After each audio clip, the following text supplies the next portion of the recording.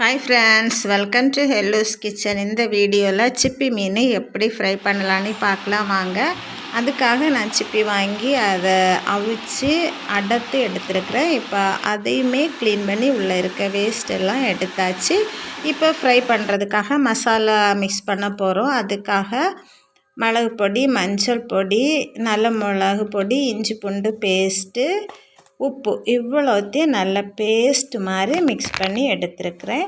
அதை கழுகி வச்சுருக்கிற சிப்பி மீனில் நம்ம விரசி எடுக்கணும். பாருங்கள், நல்லபடியாக விரசி எடுக்கணும். எல்லா சிப்பி மீன்லையுமே மசாலா படும்படியாக மிக்ஸ் பண்ணி எடுக்கணும். நம்ம மிக்ஸ் பண்ணுறதுல தான் இருக்குது அதில் மசாலா எப்படி பிடிக்கிறதுங்கிற மாதிரி மிக்ஸ் பண்ணி 30 நிமிஷம் ஊற வச்சிடணும்.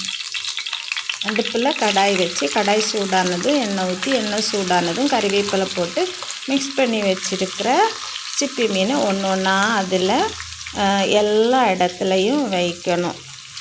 இது மாதிரி நம்ம ஃப்ரை பேனில் ஃபுல்லாக வச்சுருங்க. ஸ்டவ்வை மீடியம் ஃப்ளேமில் வைங்க.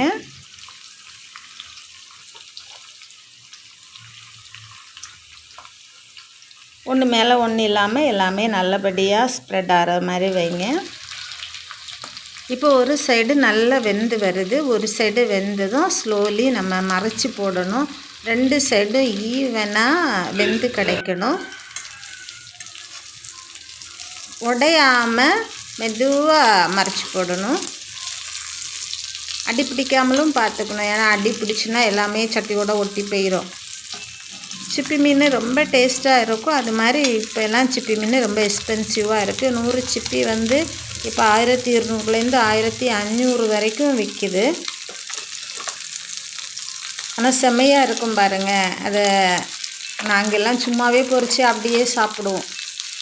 ரொம்ப பிடிக்கும். எங்கள் கன்னியாகுமரி சைடில் உள்ளவங்களுக்கு இந்த மீன் ஃபேவரேட்டு. வருஷத்துக்கு ஒருக்கா தான் கிடைக்கும். 2 சைடையும் மறைச்சி போடணும். 2 சைடையும் ஒரு வாட்டி மறைச்சா அது கிறிஸ்பியாக கிடைக்காது. நம்ம கொஞ்சம் ஸ்லோவில் ஸ்டவ் அதுக்கப்புறமா வச்சுட்டு 2 சைடும் முருவி வாரது மாதிரி எடுக்கணும். அப்போ தான் டேஸ்ட்டு செம்மையாக இருக்கும்.